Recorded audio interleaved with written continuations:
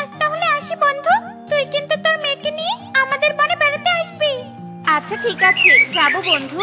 ময়ূরী মাসি, তোমাদের বনে কি তরমুজ আছে? আমার না তরমুজ খেতে খুব ইচ্ছে করে, কিন্তু আমাদের বনে বাজারে তরমুজ নেই বলে আমি খেতেই পারি না। আমাদের বনে অনেক মিষ্টি মিষ্টি তরমুজ আছে, আগে জানলে তো তোর জন্য কয়েকটা তরমুজ নিয়ে আসতে পারতাম। তুই তোর মাকে নিয়ে বেড়াতে যাস, তারপর তোকে অনেক তরমুজ খাওয়াবো। আচ্ছা ঠিক আছে মাসি, যাবো। এরপর ময়ূরী টুনি ও টুকির কাছে বিদায় নিয়ে তাদের বনের উদ্দেশ্যে রওনা দেয়। আর জঙ্গলের ভিতর দিয়ে উড়ে যেতেই ময়ূরী কিছু তরমুজ দেখতে পায়। ও মা, জঙ্গলের ভিতর দেখছি অনেক তরমুজ ধরে আছে। এখন তো টুনির বাড়িতে যাওয়ার সময় নেই, তাই টুনিকে ফোন করে বলে দেই। হ্যালো টুনি, তোদের জঙ্গলের ভিতরে কিছু তরমুজ ধরে আছে, টুকিকে নিয়ে এসে এখান থেকে তরমুজগুলো ছিঁড়ে নিয়ে যা। আচ্ছা ঠিক আছে বন্ধু, আমি এক্ষুনি যাচ্ছি। মা টুকি, আমাদের জঙ্গলের ভিতরে নাকি তরমুজ হয়েছে, তাড়াতাড়ি চল জঙ্গল থেকে তরমুজ নিয়ে আসি। হ্যাঁ মা চলো, আজ আমি অনেক মজা করে তরমুজ খাবো। এরপর টুনি আর টুকি একটা ঝুড়ি নিয়ে জঙ্গলের দিকে চলে যায়। আর জঙ্গলের কাছে যেতেই টুকি একটা ঘড়ি পড়ে থাকতে দেখতে পায়। মা দেখো, কত সুন্দর একটা ঘড়ি পরে আছে, মনে হচ্ছে এটা সোনার ঘড়ি। হ্যাঁ রে মা, তুই ঠিক বলেছিস, এটা তো সোনার ঘড়ি। তরমুজ নিতে এসে ভালোই হলো, এই ঘড়ি বিক্রি করলে তো অনেক টাকা পাওয়া যাবে মা, আর তখন আমরা অনেক ধনী হয়ে যাব, তাই না মা বলো? না রে মা, আগে এই ঘড়ি বিক্রি করা যাবে না, বনের কোনো পাখির তো এই ঘড়িটা হতে পারে, তাই আগে বনের সবাইকে দেখাবো, যদি কোনো মালিককে খুঁজে না পাই তারপর এটা বিক্রি করব। চল এখন জঙ্গলে ঢুকে তরমুজ খুঁজতে থাকি।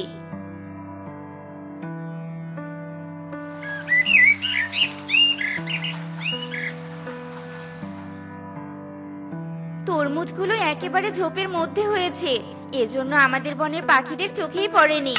দেখে তো মনে হচ্ছে অনেক মিষ্টি হবে।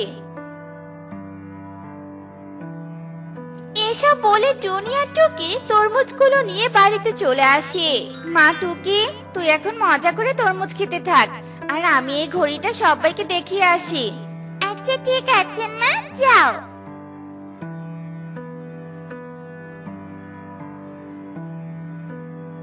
কবুতর দাদা, এই সোনার ঘড়িটা কি তোমার নাকি? জঙ্গলের কাছে ঘড়িটা কুড়িয়ে পেয়েছি। না রে টুনি, এই ঘড়ি আমার না, তুই বরং মুন্নির কাছে যা। রাজু টোনা তো শহরে চাকরি করে, তাই আমার মনে হয় রাজু টোনার ঘড়ি হতে পারে।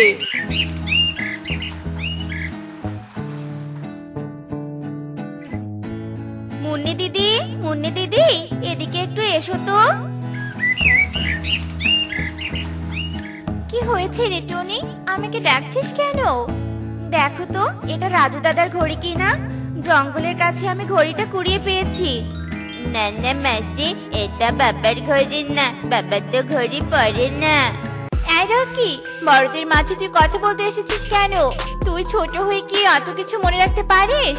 এই ঘড়ি তো তোর বাবার, কিছুদিন আগে ছুটিতে বাড়িতে এসেছিল, তখন ঘড়িটা শহর থেকে কিনে নিয়ে এসেছিল।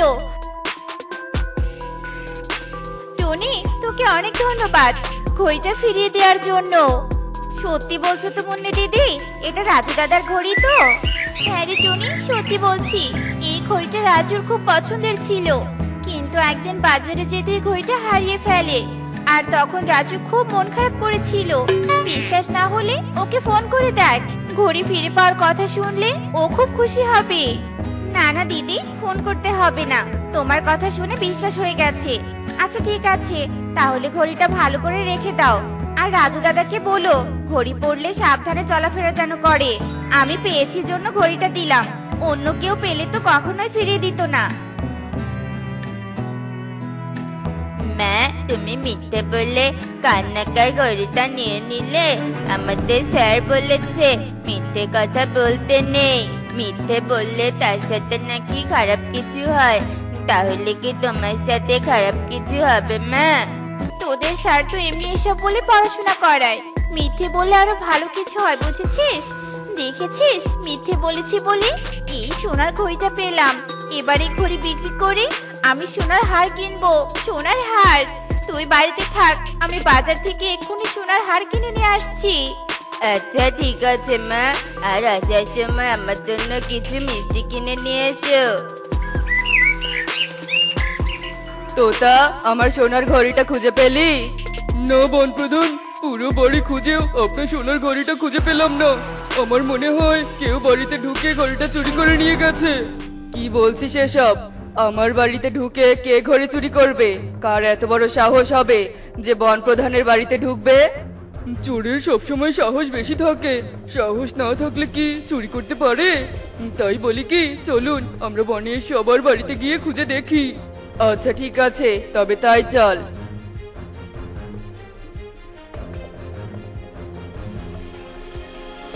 এরপর পেঁচা আর তোতা কবুতরের বাড়িতে চলে আসে, আর কবুতরকে কিছু না বলে তারা ঘরের ভিতরে ঢুকে ঘড়ি খুঁজতে থাকে।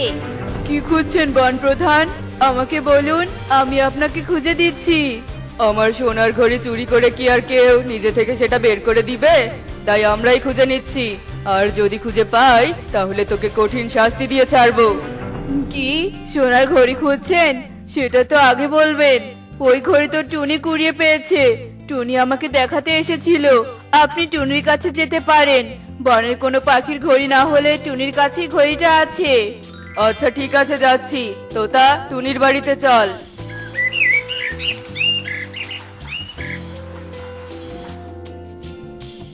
টুনি, তুই নাকি আমার ঘড়ি কুড়িয়ে পেয়েছিস, ঘড়িটা তাড়াতাড়ি দিয়ে দে বলছি। কি, ওই সোনার ঘড়িটা আপনার ছিল?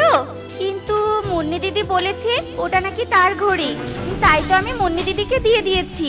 আচ্ছা ঠিক আছে, আপনি তাহলে মুন্নি দিদির বাড়িতে চলুন।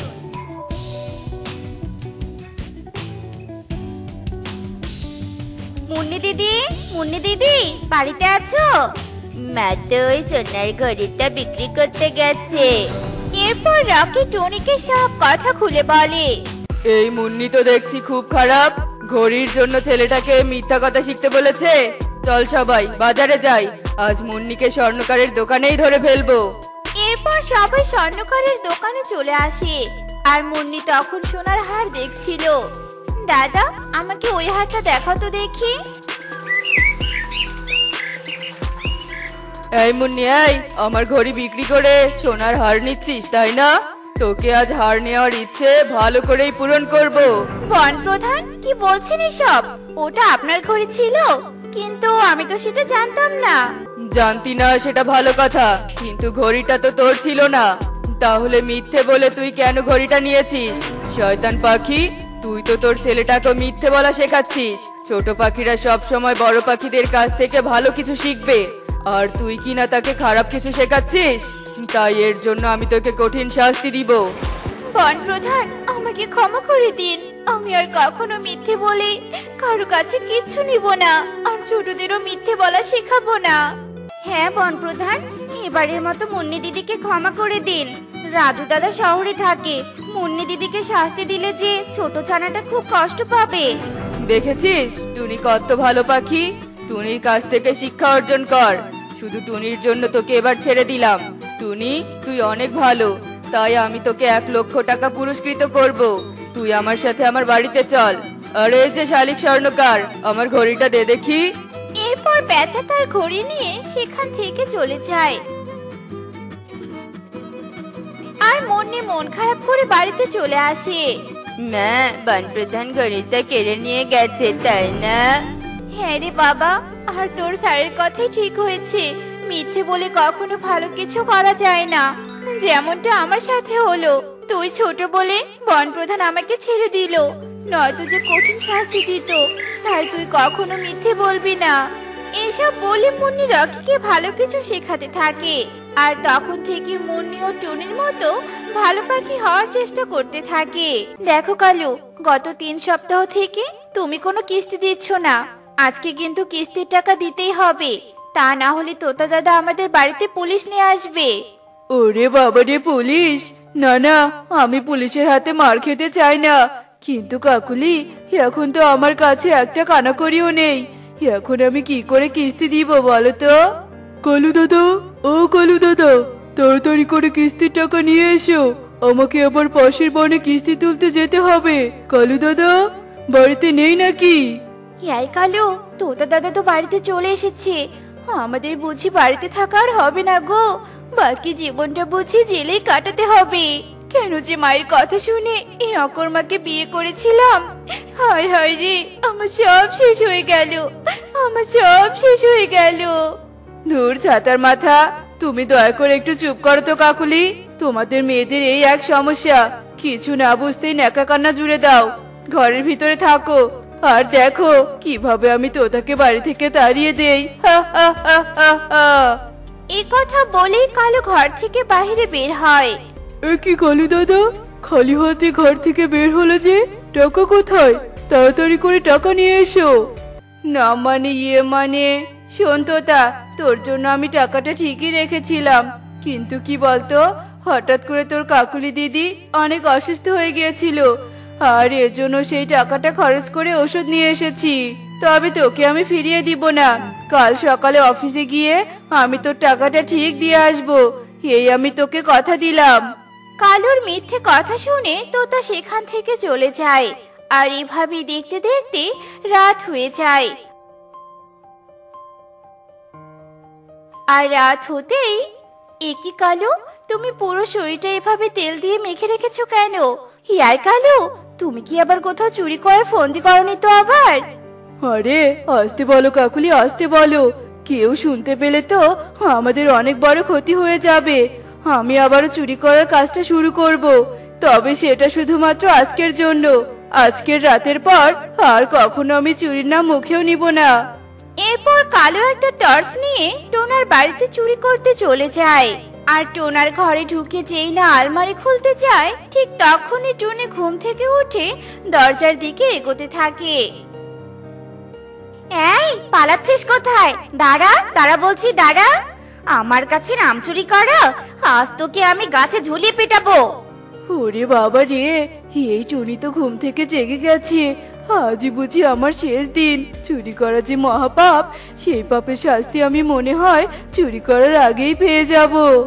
টুনিকে এভাবে হেঁটে আসতে দেখে কালু অনেক ভয় পেয়ে যায়। এদিকে টুনি হেঁটে হেঁটে ঘর থেকে বের হয়ে যায়।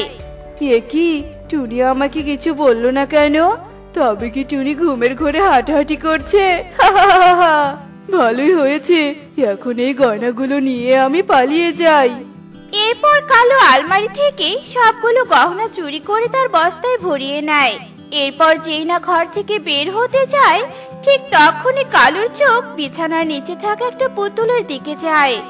ও মা গো, কত সুন্দর দেখতে একটা পুতুল। যাই, এই পুতুলটাও নিয়ে যাই, পুতুলটা পেলে কাকুলি অনেক খুশি হবে। এ কথা বলে কালু যেই না পুতুলটা নিতে যায়, ঠিক তখনই কে যেন পেছন থেকে বলে ওঠে, না কালু দাদা, ওই পুতুলটা তুমি নিও না। এমনিও আমি চুরি করতে এসে কিছুই নিতে পারলাম না। ওই আলমারির পিছনে লুকিয়ে থাকতেই সব গয়না তুমি নিয়ে নিলে, তাই এই পুতুলটা তুমি আমাকে দাও। আমি আমার মেয়ের জন্য এই পুতুলটা নিয়ে যাব। না না, এটা আমি তোকে দিব না, এটা আমি আমার বউকে দিব। না কালু দাদা, তুমিও চোর আর আমিও চোর, চোরে চোরে ঝগড়া করলে হয় নাকি? চোরে চোরে সব ভাগাভাগি করে নিতে হয়। এসো কালু দাদা, আমরা দুই চোর মিলে সবকিছু ভাগাভাগি করে চুরি করি। মামার বাড়ির আবদার নাকি? না না, আমি তোকে একটা কানা করিও দিব না। এরপর কালু ও কবুতর ঝগড়া করতে থাকে। আর তাদের কথার আওয়াজে ঘুমিয়ে থাকা টোনার ঘুম ভেঙে যায়। আর ঘুম থেকে উঠে দুই চোরকে দেখে টোনা তার পাশে থাকা লাঠিটা হাতে নেয়। এ কি, এত রাতে তোমরা দুজন আমার ঘরে কি করছো? আরে আমার আলমারির সব গয়না তোমার হাতে কেন কালু দাদা? তার মানে তুমি আবারও চুরি করা শুরু করেছো? মনে মনে যেটার ভয় পাচ্ছিলাম সেটাই হয়ে গেল।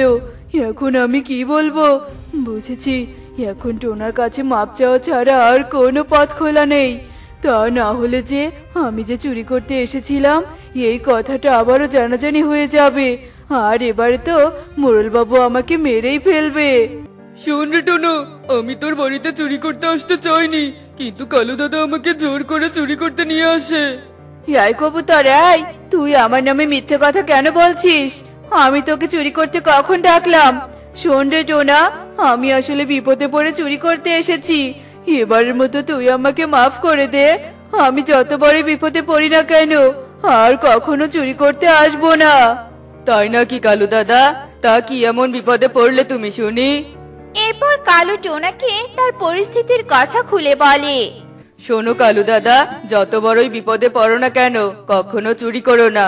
কেননা তুমি নিজের স্বার্থের জন্য অন্যের বাড়িতে চুরি করবে ঠিকই, অন্যদিকে যার বাড়িতে চুরি করবে সে তোমার থেকে অনেক বড় বিপদে পড়ে যেতে পারে। এতে করে তুমি অন্যের সাথে অন্যায় করলে আর অন্যকে বিপদে ফেললে তোমাকেও একদিন ওই একই বিপদের সম্মুখীন হতে হবে। তাই কখনো চুরি করবে না। এবারের মতো আমি তোমাদেরকে ছেড়ে দিলাম, যাও তোমরা, যা কিছু নিয়েছো ফেরত দিয়ে যাও। এরপর কালু ও কবুতর টুনার বাড়ি থেকে চলে যায়। অন্যদিকে টুনি তাদেরকে চলে যেতে দেখতে পায় আর আবারও ঘরে এসে ঘুমিয়ে পড়ে। আর এভাবে দেখতে দেখতে সেই রাত কেটে যায়।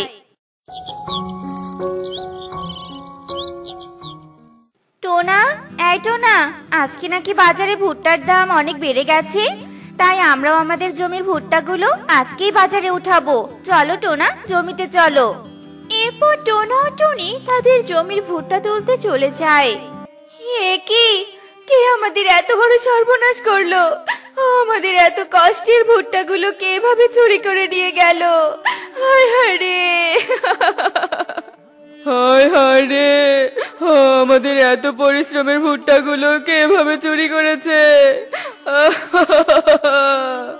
টুনি, হ্যাঁ টুনি, এখন আমরা কিভাবে সংসার চালাবো টুনি? আমাদের যে সব কিছু শেষ হয়ে গেল টুনি, সব শেষ হয়ে গেল। টোনা, আমার মন বলছে আমাদের জমির ভুট্টাগুলো ওই দুজন পাখি ছাড়া আর কেউ চুরি করেনি, কিন্তু মনের আন্দাজে তো চোরকে ধরতেও পারবো না। তুমি কি ওই কবুতর আর কালু দাদার কথা বলছো নাকি টুনি? হ্যাঁ টোনা, ওদের মুখ থেকে কিভাবে সত্যি কথা বলাতে হয় তা আমি ভালো করেই জানি। চলো টোনা, আমার সাথে চলো। এরপর টোনা ও টুনি কালুর বাড়ির দিকে চলে যায়। এই প্রথমবার দেখলাম কেউ নিজের জমির ভুট্টা চোরদেরকে দিয়ে চুরি করায়। টোনার মতো বোকা এই বনে আর দুটো দেখিনি। কালু ও কবুতর গাছের নিচে দাঁড়িয়ে হাসাহাসি করছিল। ঠিক তখনই সেখানে টোনা ও টুনি চলে আসে। এ কি কালু দাদা, তোমরা এখানে? সত্যি করে বলো, আমার জমির ভুট্টাগুলো কোথায় রেখেছো? আর আমাকে মোটেও মিথ্যে কথা বলবে না, কেননা আমার জমিতে আমি সিসি ক্যামেরা সেট করে রেখেছিলাম, আর ক্যামেরায় তোমরা ধরা পড়েছো, বুঝলে? টুনি রে, তুই আমাদেরকে পুলিশে দিস না। আমরা তোর জমির ভুট্টা চুরি করেছি ঠিকই, কিন্তু টোনা আমাদেরকে তোর জমির ভুট্টা চুরি করার জন্য টাকা দিয়েছে। আর বলেছে আমরা যেন ভুট্টা চুরি করে বিক্রি করে দেই, আর সেই টাকা অর্ধেক আমরা নিব, আর বাকি অর্ধেক যেন টোনাকে দিয়ে দেই। কাল রাতে তোমাদেরকে আমাদের বাড়িতে দেখেই আমার সন্দেহ হয়েছিল। কেন টোনা, তুমি এ কাজ কেন করলে? তুমি আমাকে মাফ করে দাও টুনি। আমি মোরল বাবুর কাছে 20,000 টাকা বাজি ধরেছিলাম, আর সেই বাজিতে আমি হেরে গিয়েছিলাম। সেই টাকা দিতে না স্বীকার করেছি জন্য মোরল বাবু আমাকে পুলিশে দেওয়ার হুমকি দেয়, আর এজন্য আমি ওদের দ্বারা নিজের জমির ভুট্টা চুরি করিয়েছিলাম। আমি না হয় জেলেই থাকবো টুনি, তবুও তুমি আমাকে মাফ করে দাও। এই কথাটা তুমি আমাকে আগে বলতে পারতে টোনা, আর এই কারণে তোমাকে এত জঘন্য কাজ করতে হয় নাকি? শোনো টোনা, এসব বাজি ধরা এক ধরনের লোভ, আর লোভে পড়লে আমরা যে ধ্বংস হয়ে যাব। তাই কখনো কারোর সাথে বাজি ধরবে না, আর লোভেও পড়বে না। প্রথমবারের মতো আমি তোমাকে ক্ষমা করে দিলাম। এরপর টুনি কালু ও কবুতরের থেকে ভুট্টার টাকা নেয়, আর মোরল বাবুর টাকা শোধ করে দেয়, আর আবারও সুন্দরভাবে সংসার করতে শুরু করে।